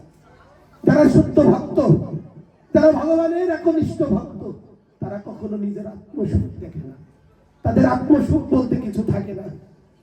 এই যে যারা আপনারা আজকে হরিভক্ত সভার আয়োজন করেছেন, এই যে ভাগবত পাঠের আয়োজন করেছেন, এই আয়োজনে কি আপনাদের কোনো অর্থ আয় আছে? কিছু না। কিন্তু কি আয় আছে? কৃষ্ণ প্রেম ভক্তি। যদি কোনো ভক্তের চরণধুলি কোনোভাবে কোনো ভক্তের গায়ে লেগে যায়, সেই ভক্ত হাসিতে হাসিতে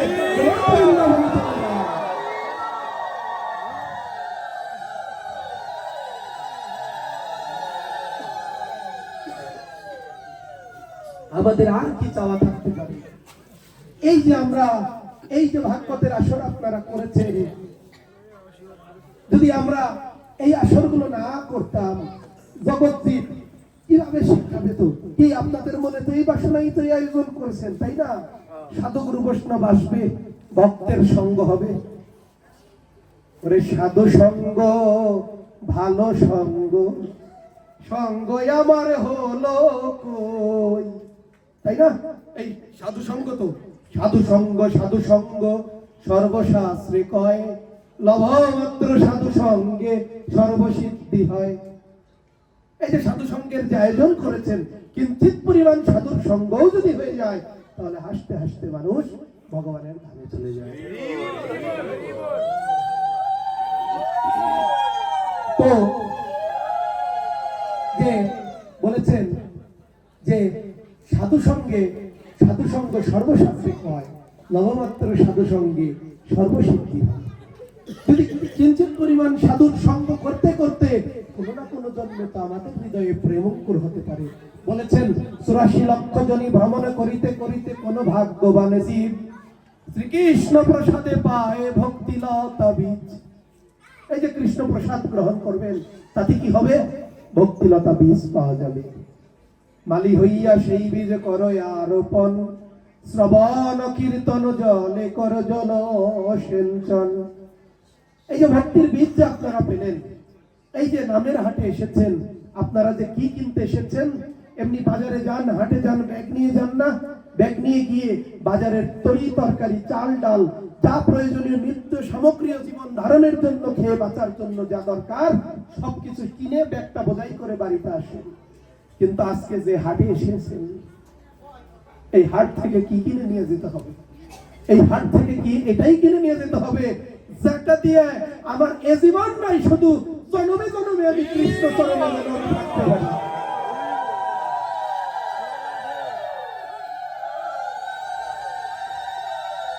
এই হাটে আমরা এসেছি এবং আমাদের সেই জিনিসটাই এই হাটের থেকে ভরে নিয়ে যেতে হবে। অন্তিম সময়ে যেন এই ধন সম্পদ দিয়ে আমি পারের করি দিয়ে আমি যেন ভবসিন্ধু পারি দিতে পারি। কিচ্ছু সাথে যাবে না, কোনো কিছু কি সাথে যায় বাবা? কেউ যদি হাতে দুটো সোনার আংটিও পরে থাকেন, গলায় স্বর্ণের মালাও পরে থাকেন, আপনার এই দেহ যখন গৃহের সামনে দরজার সামনে যখন পতিত করে থাকবে, তখন কি তার হাত থেকে ওই সোনার আংটি রেখে চিতাই দেবে? ওই স্বর্ণের মালাটি কি আপনার সাথে চিতায় উঠিয়ে দেবে? যদি কোনো ভক্তের কণ্ঠে তুলসী মালা থাকে, সেটাই কিন্তু সাথে দেয়, দেয় না? তাহলে দেখুন, ওই স্বর্ণের আংটি এবং স্বর্ণের মালা তার মূল্য আছে, তাই সন্তানরা বুঝেই সেটাকে নিয়ে রাখে। আর আমার দেহ, এ দেহ পচা দেহ, কিসের গর্ব ভাই, তাই না? তাহলে এই স্বর্ণের আংটি এবং মালাটির মূল্য আমার দেহের থেকে বেশি। তাই এই যে হরিনামের মালা, যেটা গলায় তুলসী মালা আর জপমালা যেটিতে হরিনাম করেছি, এটাই আমার পরম সম্বল হয়ে সাথে যাবে। তাই এই যে আমরা জগৎ সংসারে আমরা সবার জন্য সবাই ভাবি, আমার পুত্র, আমার স্ত্রী, আমার স্বামী, আমার পরিবার কিভাবে চলবে। পরে যারে জন্য মরো ভেবে, সে কি তোমার সঙ্গে যাবে? ও বাবারা, বাবারা, ও মায়েরা, এই ওদেরকে একটু থামান। কারণ শুনুন, কোটি জন্ম করেন যদি শ্রবণ কীর্তন, তথাপি না পাইবে ব্রজের ব্রজেন্দ্র নন্দন। শুধু আসা যাওয়াই সার হবে যদি আমরা কিছু না দিতে পারি। ওই এক কান্দে শুনে আর এক কান্দে বার করে দিলে, এই যে আমাদেরকে ডেকে নিয়ে এসেছেন, আমাদেরকে কৃপা করে এখানে কৃষ্ণ কথা বলার জন্য ডেকে নিয়ে এসেছেন, আমাদের কাছ থেকে যদি শ্রবণ করে বা আপনাদের কাছ থেকে যদি আমরা কিছু না নিয়ে যেতে পারি, তাহলে আমাদের আসা যাওয়াই সার না বাবা, সার না। তাই মনোযোগ দিয়ে শ্রবণ করবেন। শুনুন, ভক্তির 64টি অঙ্গ আছে। কয়টি অঙ্গ? 64টি অঙ্গ। তার মধ্যে 9টি ভক্তি হচ্ছে প্রধান। ভক্তির মধ্যে শ্রেষ্ঠ নববিধা ভক্তি, কৃষ্ণ নাম প্রেম দিতে ধরে মহাশক্তি। তাহার মধ্যে শ্রেষ্ঠ হলো কৃষ্ণ নাম সংকীর্তন, নিরপরাধে নাম পাইলে পাবে প্রেম ধন। নিরপরাধ, নিরপরাধে যদি হরিনাম করেন তবেই প্রেম ধন পাবেন। নিরপরাধ কি? কোনো প্রকার অপরাধ থাকা যাবে না। অপরাধ কিভাবে হয়? আমরা মনের অজান্তে অনেক অপরাধ করে ফেলি, বৈষ্ণব অপরাধ করে ফেলি, গুরুজনদের চরণে অপরাধ করে ফেলি, মায়ের চরণে অপরাধ করে ফেলি। আমরা গুরুজনদের কাছে যেমন অপরাধ করে ফেলি, দেবদেবীদের চরণে অপরাধ করে ফেলি। ধরুন একটি মন্দিরের সামনে দিয়ে যাচ্ছি, মনের অজান্তে তাকে ভক্তি করে গেলাম না, তার চরণে অপরাধ হলো না? হলো কিনা? হয়নি? আর এখানেও যারা আমরা বসে, আমরা যারা মনোযোগ সহকারে আমরা শ্রবণ করছি না, তাদের শ্রবণ অপরাধ হচ্ছে না? একটি কথা তো আমি শাস্ত্রের বাইরে বলছি না, শাস্ত্র কথা যেখানে হচ্ছে সেই শাস্ত্র কথা। দেখুন, একটি শিব পার্বতীর একটি কথা বলি, দেন আপনাদের শ্রবণের গুরুত্বটা বাড়বে। একদিন নারদমণি, তিনি তো বিনা বাজিয়ে সব জায়গায় ঘুরে, তাই না? নারদমণি কিভাবে ঘুরে? শ্রীমান নারায়ণ নারায়ণ নারায়ণ করতে করতে ঘুরছে। হঠাৎ করে নারদ কৈলাসে গিয়েছে। এই যে আপনাদের জন্য বলছি, শ্রবণের যাতে আগ্রহ বাড়ে। আমি শুনেছি আগামীকাল এবং পরশুদিন 2 দিন আরো ভাগবত কথা হবে, তাই হবে না? দেখুন শ্রবণ কিভাবে করতে হয়, ভালো করে কান খুলে শুনে রাখবেন, দেখবেন শ্রবণের প্রতি আগ্রহ বাড়বে। যে নারদমণি গিয়েছেন কৈলাসে, আর নারদমণি যেখানেই যায়, নারদমণি কিন্তু একটি গোলমাল পাকায়। কিন্তু আমরা যেমন গোলমাল পাকাই, আর নারদমণির গোলমাল পাকানো কিন্তু পার্থক্য আছে। নারদমণি গোলমাল পাকায় সৃষ্টির কল্যাণের জন্য, সৃষ্টির মঙ্গলের জন্য, আর আমরা গোলমাল পাকাই হচ্ছে মানুষের মধ্যে ক্ষতি করার জন্য, ঝগড়া লাগানোর জন্য। তাই নারদ মুনি কৈলাসে গিয়ে বলছেন, দেখছেন শিবজি কৈলাসে নেই, পার্বতী মাতা একা আছে। নারদ আজকে মোক্ষম একটা সময় পেয়েছে যে একটু ভোলানাথের সাথে মা পার্বতীর একটা যদি দ্বন্দ্ব লাগানো যায়। তাই কি করলেন? যে পার্বতীর কাছে গিয়ে বলছেন যে মাতা,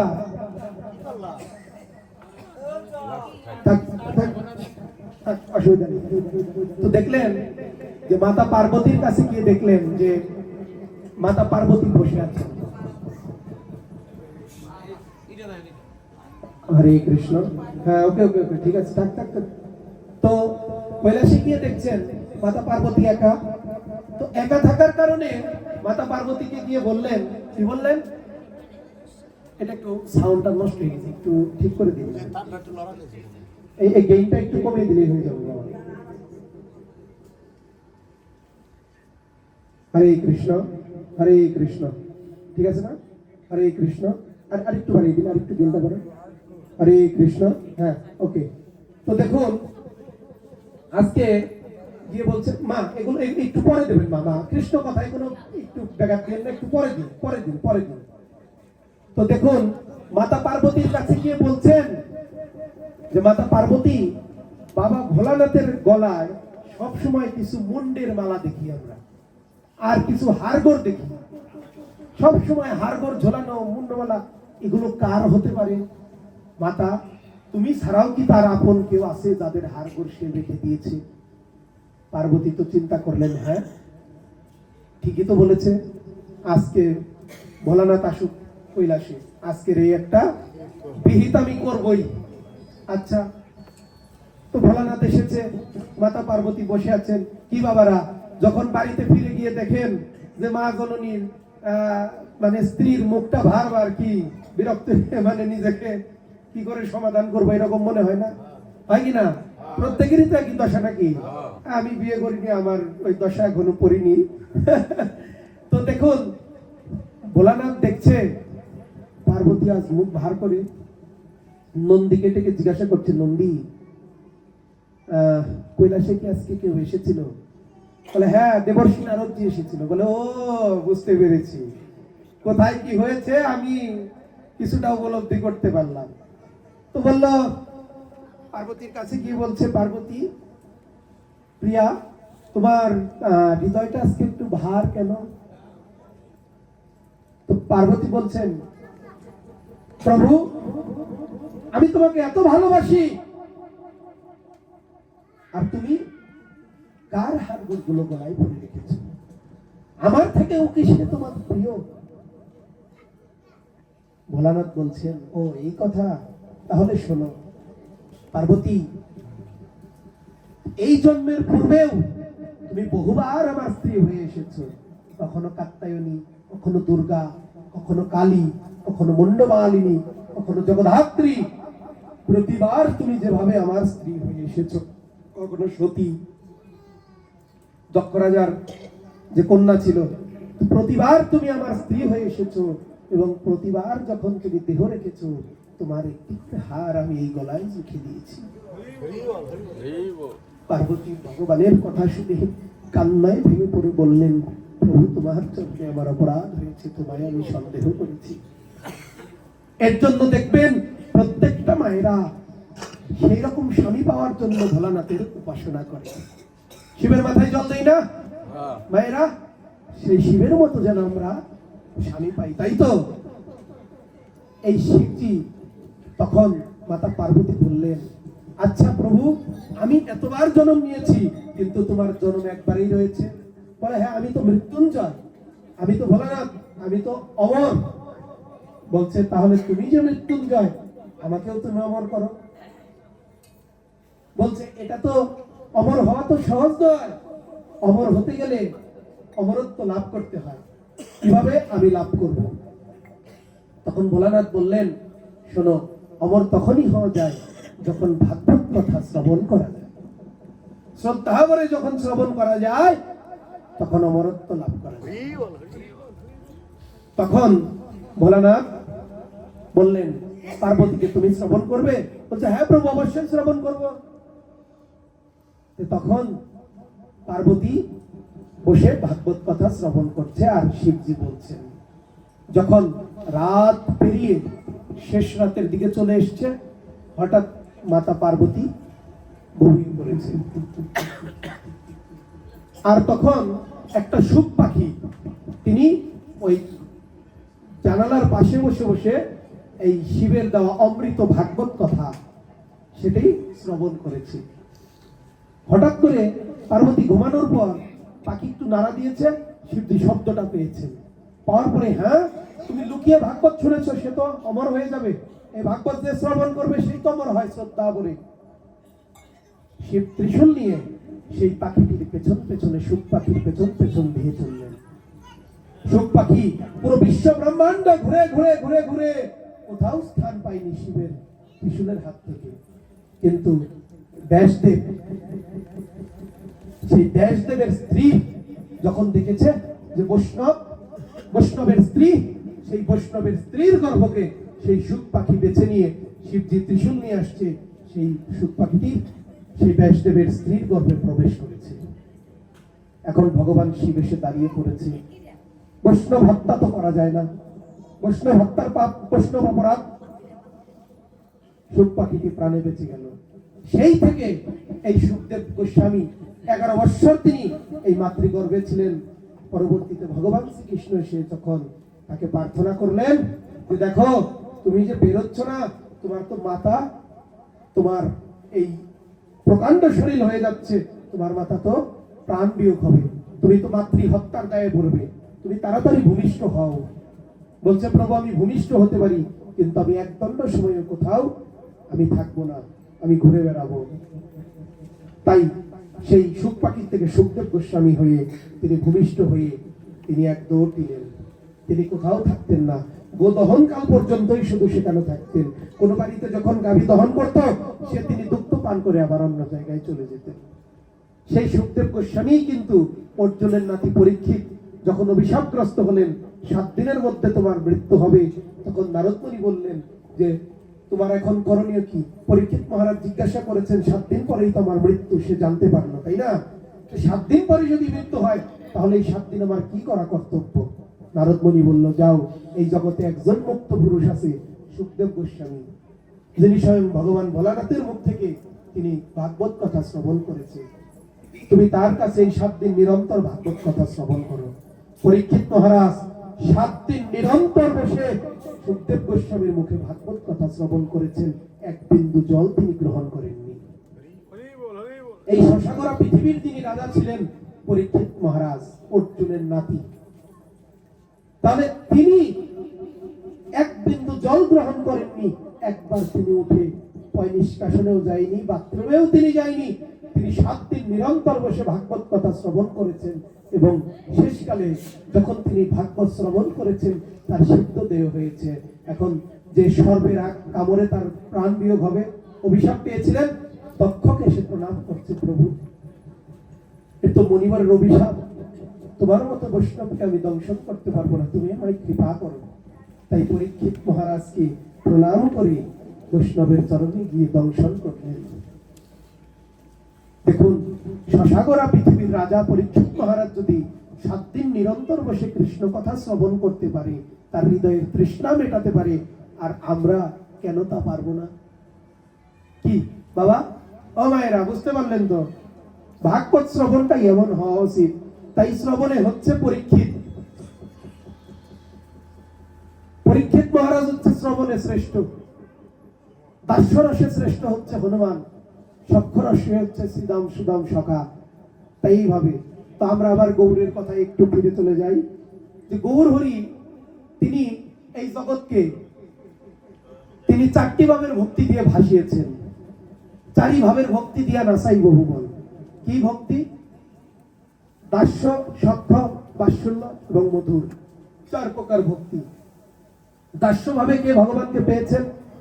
দাস্য ভাবে ভগবানের দাসত্ব করেছেন। হনুমানের উপর দাসত্ব কেউ করেছেন? হনুমান যার প্রভু লক্ষণের প্রভুর ভাতা লক্ষণের প্রাণ বাঁচানোর জন্য তিনি পর্বতকে উঠিয়ে নিয়ে আসলেন। আমি বানর, আমি কি বুঝতে পারবো কোন ঔষধিতে লক্ষণের জীবন বাঁচবে? তাই যত পর্বতে যত ঔষধি আছে সবই আমি নিয়ে যাব। পর্বত নিয়ে চলে আসলেন। সোনার লঙ্কাকে জ্বালিয়ে পুড়িয়ে দিলেন প্রভুর মান রক্ষা করার জন্য। তার লেজে আগুন দিয়েছে, তার লেজের পুরার দগ্ধতা তাকে কষ্ট করতে পারেনি, শুধু মুখে জয় শ্রীরাম ধ্বনি করেছেন। এক লাফে তিনি সমুদ্রকে পার করেছেন, তিনি যুদ্ধ করেছেন, ভগবানের দাসত্ব করেছেন। অন্তিম সময়ে কি করেছেন? যখন জিজ্ঞাসা করলো প্রভু শ্রীরাম কোথায়, বলেছেন আমার হৃদয়ে। বলছে তুমি দেখাতে পারবে? নিজের বক্ষটা ছিঁড়ে টান দিয়ে ফাটিয়ে দিয়ে দেখালেন, আমি হৃদয়ে ভগবানকে ধারণ করি। এই যে দাস্যরস। আরেকটি কি? সক্ষরস। বাবা সময় কয়টা পর্যন্ত ভাগবত পাঠের?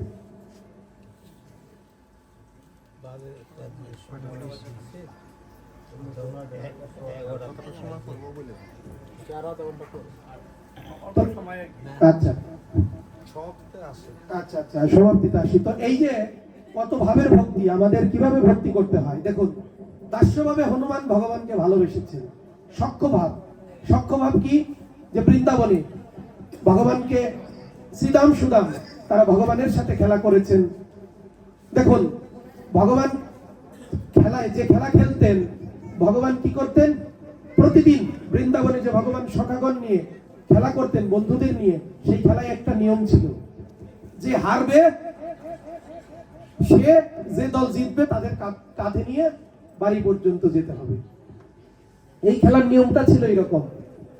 তো প্রতিদিন ভগবান জিতে যায়, ভগবান খেলায় জিতে। তো একদিন ভগবান ইচ্ছা করে হেরেছেন। কেন?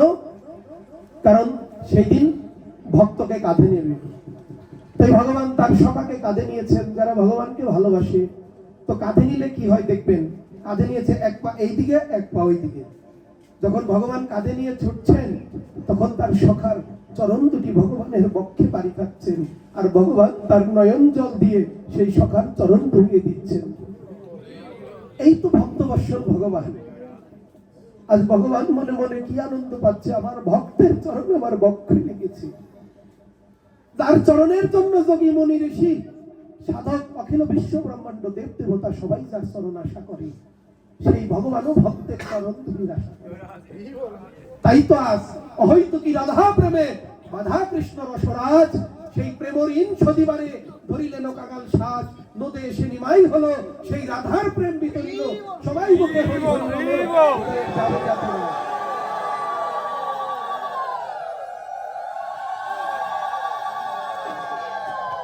আজকে ভগবান তিনি ভক্তের চরণ ধুলি তিনি নিজে ধারণ করেছেন, আর মহাপ্রভু গৌর হয়ে এসে তিনি ধুলাই গড়াগড়ি দিয়েছেন, ভক্তের চরণ ধুলি গায়ে মেখেছেন। এই যে ভক্তের চরণ ধুলি, এই যে আপনারা এখানে এসেছেন, আপনারা মনে করবেন না এটা সাধারণ কোন সৌভাগ্যের ফল। শাস্ত্রে বলেছেন কোটি জন্মে থাকিলে সৌভাগ্য, বিষয় ছাড়িয়া হয় বৈরাগ্য। এই যে আপনারা এখানে আসতে পেরেছেন, কোটি কোটি জন্মে হয়তো কোনো সুকৃতি আমরা করেছি, তাই তো আমরা এই সাধু সঙ্গ পেয়েছি, তাই না? এই সাধু সঙ্গ সাধারণ কিছু নয়, আমাদের হৃদয় দিয়ে উপলব্ধি করতে হবে। কোন সৌভাগ্যের ফলে বৈষ্ণব আসিয়া মেলে দৃষ্টি করি কর সমর্পণ। এই যে আজকে ভক্ত সঙ্গে আপনারা বসেছেন, কৃষ্ণ কথা শ্রবণ করছেন। দেখুন সক্ষরসে তো ভগবান তার সখার চরণ বক্ষে নিল। তারপরে কি রস আসলো? সক্ষরসের পর আসছে হচ্ছে বাৎসল্য রস। আপনারা ঘরে গোপাল সেবা দেন না? মায়েরা গোপালকে কি হিসাবে? বাৎসল্য রসে। কি নিজের বাচ্চাকে যেভাবে সেবা দেওয়া হয়, সেভাবেই তো গোপালকে বাৎসল্য রসে সেবা দিতে হয়, তাই না? দেখুন আরেকটি কথা বলে যাই। এবার নবদ্বীপে আমি যখন ছিলাম, শ্রদ্ধেয় সদানন্দ দাস বাবাজি কীর্তনিয়া, তিনি কীর্তনে একবার বললেন যে দেখুন আপনারা বাড়িতে যদি কখনো ঔষধ হয়, আমাদের ঔষধ হয় না, আমরা কি করি? বাড়ির গোপালকে নিয়ে আমরা অন্য বাড়িতে রেখে আসি, তাই রাখি না? কি আমরাও এখানেও কি রাখি আমরা? তাই হ্যাঁ, আচ্ছা। তো আমি সেখানে সিদ্ধান্ত শুনলাম কি, যে তুমি গোপালকে তুমি কিভাবে ভালোবাসো। বলে না, কারো বাড়িতে একটি যদি সন্তান হয় তাহলে কি বলে, যে আমার বাড়িতে গোপাল এসেছে, তাই না? তাই না? এই গোপালকে যদি নিজের সন্তানই আমরা মনে করি, তাহলে তোমার অসহ্য হলে যখন তোমার আসনের গোপালটিকে তুমি আরেক বাড়িতে রেখে দিয়ে আসছো, আর তোমার গর্ভের গোপালকে তুমি কেন নিজের কাছে রাখছো? কি বাবা, তোমার গর্ভে যে গোপালকে তুমি জন্ম দিয়েছো তাকেও তো তুমি আরেক বাড়িতে রেখে আসতে পারো, কিন্তু তা তো রাখবে না। সেই গোপাল তোমার, আর ওই গোপাল অন্যের, তাই না? এইভাবে ভজন নয়। শুনুন, ঔষধ থাকতে পারে কিন্তু নিত্য সেবায় কোনো ঔষধ থাকে না। কি আপনারা কি বুঝতে পারলেন? তাই দেখুন, গোপালকে কখনো কোথাও দেবেন না।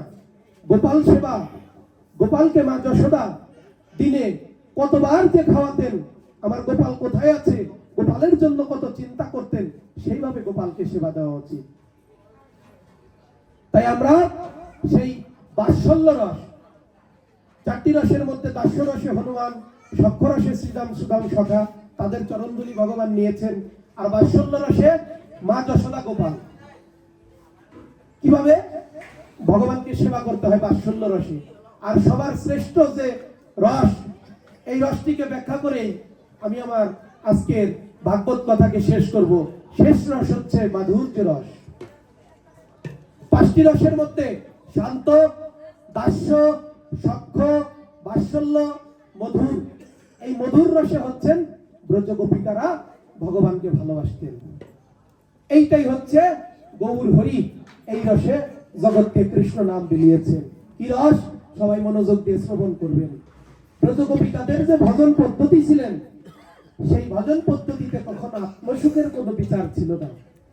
ভগবানের যখন বংশীধ্বনি বাজত, সব গোপীরা নিজ নিজ ঘরের পতিকে রেখে তারা ভগবানের কাছে চলে যেত। এটা অপাকৃত। একদিন এক গোপী ভগবানের কাছে যাচ্ছে, রাসের বাঁশি যখন ভগবান মোহনবাসীতে যখন ডাক দেয়, তখন ব্রজগোপিকারা রাসমঞ্চের দিকে ধেয়ে চলছে। বৃন্দাবনের রাসলীলার কথা তো সবাই শুনেছেন। এই রাসলীলার দিকে যখন ধেয়ে চলছেন, কোন এক গোপীর পতি স্বামী তার হাতটি চেপে ধরেছেন, এই তুমি রাত্রিকালে কোথায় যাও? সেই গোপী বলছেন, আমার পতি আমায় বংশীধ্বনি করে ডেকেছেন, আমি সেই পতির কাছে যাচ্ছি। বলছে কি, আমি তোমার পতি, আমি ছাড়াও তোমার পতি আছে? কুলনা আসেনি। তাই বলে তার হাত থেকে ধরে তিনি ঘরের দিকে নিয়ে আটকিয়ে রাখবে। আর গোপীকে দেখে বলছেন, ওগো পতি, তুমি তো জানো না আমার প্রাণপতি গো বিন্দ আছে। তুমি আমার দেহপতি, তুমি আমার কুলের পতি, কিন্তু আমার পরাণপতি আমার গোবিন্দ আছে, তার কাছে আমি যাচ্ছিলাম। কিন্তু গোপীকে আটকিয়ে ঘরে আটকিয়ে রাখলো, আটকিয়ে বাইরের থেকে শিকল দিয়ে দিল। এই যে বাইরের থেকে যে শিকল লাগিয়ে দিল, সেই গোপী আর যেতে পারছে না। গোপী নয়ন জলে কাঁদছে, আমি এমন ভজনে যোগ্য দেহ পেয়ে, বৃন্দাবনে জন্মে পেয়ে, গোবিন্দ আমি তোমার সেবায় লাগলাম না।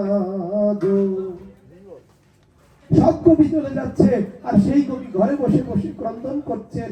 তাই এমন ভজনযোগ্য ব্রজে দেহ পেয়ে যদি আমি গোবিন্দ সেবায় না লাগি, আমি এই জীবন আর রাখবো না। এই বলে গোপী যখন প্রাণ পরিত্যাগ করছে, ঠিক তখন গোবিন্দ এসে সেই গোপীর সামনে দর্শন দিয়েছেন। দর্শন দিয়ে বলছেন, ওগো গোপী, তুমি আমার বিরহে তুমি প্রাণ পরিত্যাগ করছো, দেখো আমি এসেছি।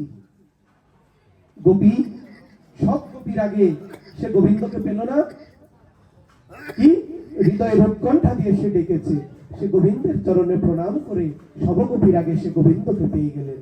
তাই বলেছেন, সবগোপীর আগে সেহ পেল রামা, বাসুদেব ঘোষ কহে এ প্রেমের কি দেব উপমা। কি উদাহরণ দেব? কি উদাহরণ?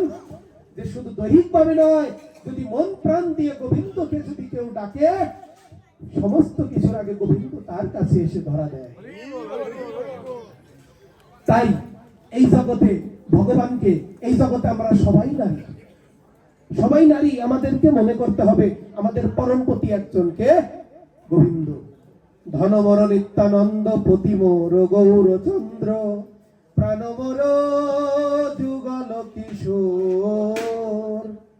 ধন হচ্ছে নিতাই, নিতাই ধন দিয়ে, আমার পতি হচ্ছে আমার গৌরচন্দ্র, আর প্রাণটা হচ্ছে রাধা কৃষ্ণ যুগল।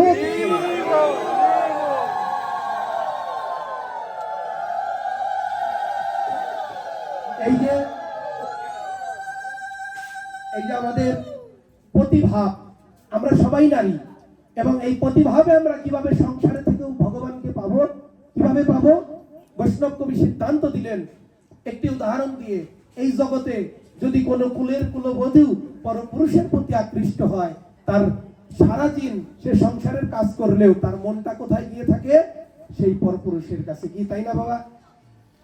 যদি তাই হয়, এইভাবে আমাদের জগৎ সংসারে থাকতে হবে, কিন্তু ওই পরপুরুষের প্রতি আকৃষ্ট নারী যেমন পরপুরুষে মন দিয়ে রাখে, আমরা জগৎ সংসারে ধন সম্পদ উপার্জন করতে, আমরা ভগবানের জন্য আমরা উপার্জন করব, কিন্তু আমাদের মনটা রাখতে হবে সেই পরকীয়া নারীর মতো করে, সেই গোবিন্দের দিকে।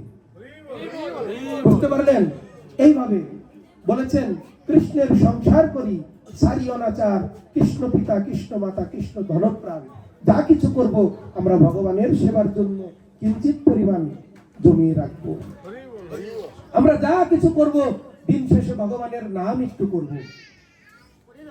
আমরা যা কিছু করব দিন শেষে ভগবানকে স্মরণ করব।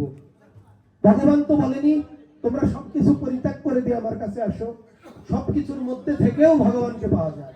ওই যে কবি ঘরে বন্ধ করে রেখে দিল, কিন্তু সে গোবিন্দকে পেয়ে গেল, কারণ ওই যে দুফোঁটা নয়নের জল আর ভগবানকে ডেকেছেন। কি বাবা? তাই আমরা যে যে উপার্জন করি, সেই উপার্জন করে আমরা মনটাকে গোবিন্দের নিকট রেখে দেব। তুলসী মালা আমরা যারা পরিধান করিনি, বলেছে তুলসীর হার না পরে যে ছাড় জমালয়ে তার বাস।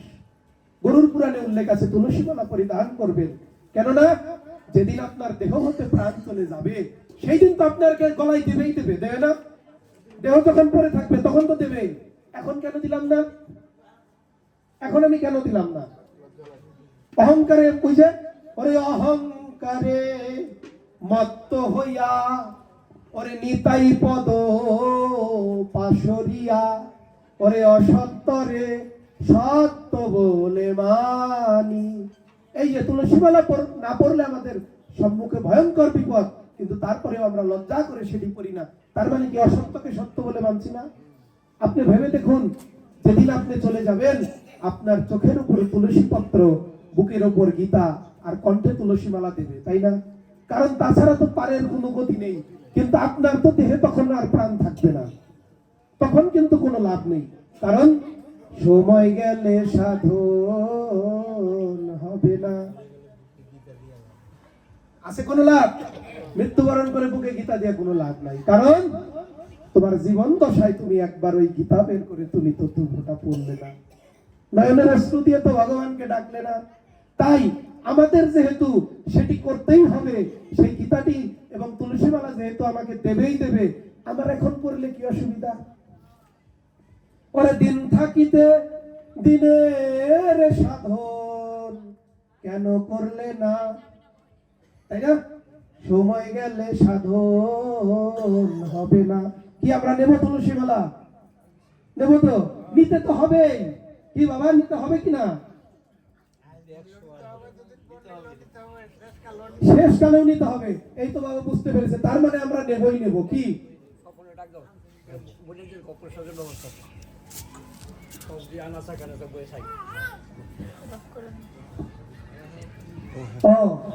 আপনাদের জন্য প্রসাদের ব্যবস্থা আছে।